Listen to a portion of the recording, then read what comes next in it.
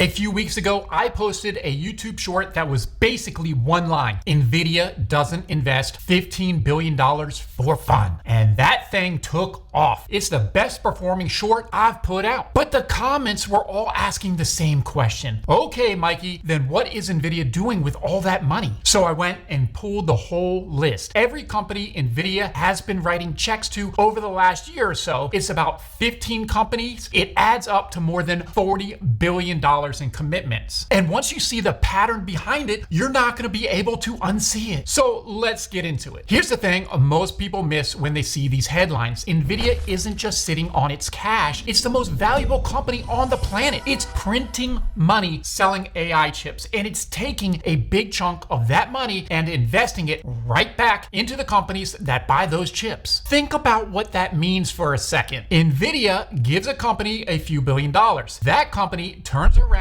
and spends it on Nvidia GPUs. The money goes out the front door and comes right back in the back door. People have a name for this. They call it circular financing. And a lot of folks online are mad about it. They say Nvidia is basically funding its own demand, propping up its own sales, blowing up a bubble. I'm going to give you my honest take on all that at the end. But before you can judge it, you've got to actually see what's in the portfolio. Because when you group these deals by what Nvidia is buying with each one, it stops looking random and starts looking like a plan. And here's the analogy I keep coming back to. In a gold rush, the smart money isn't the miners, it's the guy selling shovels. Nvidia's been the shovel guy this whole time. But now the shovel guy is also funding the miners, buying the railroad out to the mine and paying to widen the river so more people can get there. Everywhere you look in this gold rush, the equipment runs on Nvidia. Let me show you the 4 buckets. First bucket, and this is the one everybody argues about, the customers. These are the giant AI companies Nvidia is funding that turn right back around and buy its chips. Start with the big one, OpenAI, the makers of ChatGPT. Everyone saw the headline about $100 billion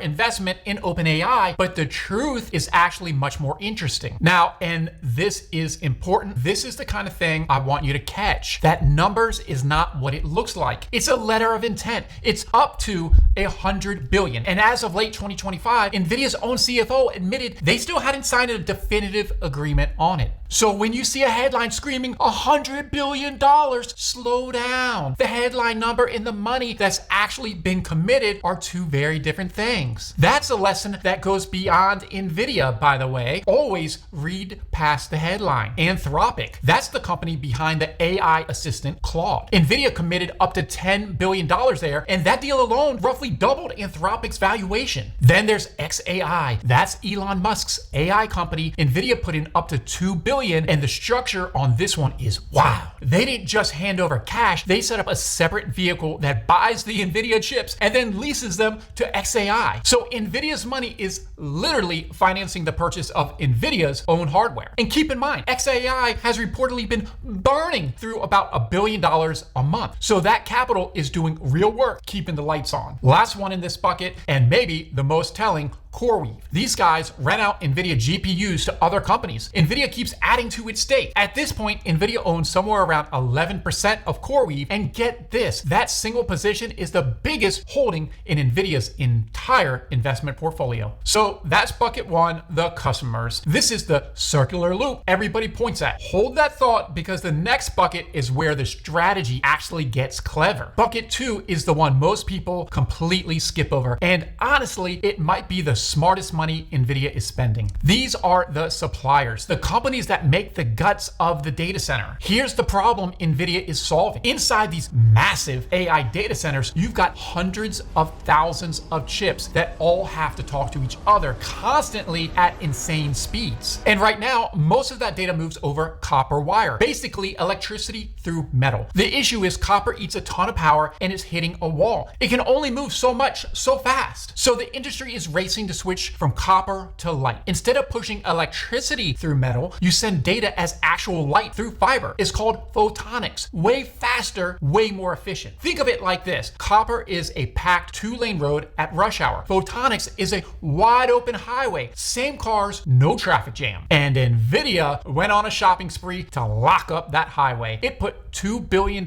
each into 3 companies: Coherent, Lumentum, and Marvell. It did a deal with Corning, yeah, the glass people who actually make the fiber. And it backed a startup called Ayer Labs that works on this stuff too. Now, here's why I love this bucket. This is not circular. Nvidia isn't funding customers to buy chips here. It's funding the supply chain to remove the one thing that could slow its own growth down. That's not propping up demand, that's clearing the runway. And there's a big difference. Bucket 3, the strategic plays. And this is where Nvidia made the move that should shut up anybody who says these investments are just charity. Intel? Nvidia put $5 billion into Intel, its old rival, a company that's been struggling for years, bought about a 4% stake, and this one wasn't a handout. It printed. Within a matter of months, that stake was reportedly worth several times what Nvidia paid for it. A massive gain on paper in a really short window. So when people tell you this is all just funny money and bubble nonsense, the Intel bet is the receipt that says no. Nvidia can actually pick winners when it wants to. Then there's Nokia. Yeah, the old phone company. Nvidia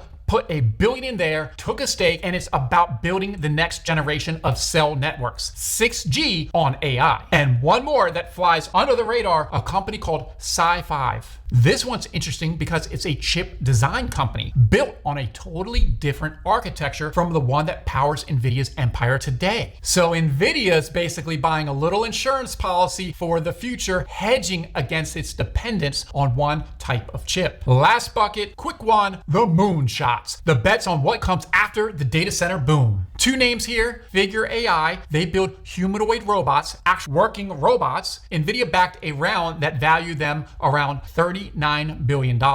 And Wayve, self-driving car technology, around $500 million expected to go in there. This is Nvidia buying lottery tickets on the next wave, robots and cars. If physical AI is the next gold rush after data centers, Nvidia wants to already be the shovel guy there too. All right, so is this whole thing genius or is it a bubble waiting to pop? I'll be straight with you. Yeah, a lot of this is circular. It's a continual loop. Nvidia invests in these companies, hands them cash, and they turn right back around and pump it into Nvidia chips. Money out the front door, back in the back door. And the critics are right that some of those big headline commitments, like that $100 billion for OpenAI, aren't even fully locked in yet. But here's where I land. That loop is exactly what's keeping the AI trade alive right now. This entire build out, the most expensive infrastructure project in human history, is running on that cycle. And honestly, I don't blame Nvidia one bit. If you're the most powerful company in the room and you can use your own cash to lock in your customers, fix your supply chain, and own a piece of the next decade, you do it every time. That's not a scam. That's a moat. And that moat is the whole point because it's exactly what makes Nvidia so hard to bet against. When one company wraps itself around its customers, its suppliers, and the next 3 waves of technology all at once, it stops being just another stock. It becomes the anchor that everything else gets built around, which is the reason I'm comfortable owning it in the way I do. And I want to be fully transparent here because that's the whole point of this channel. I own a ton of Nvidia. I just don't do it as a single stock pick. I own it as the anchor. Here's what I mean. That same moat is why Nvidia is the top holding in my main growth fund, SCHG. It's near the top of my S&P fund, VOO, and it's riding inside my income fund, QQQI.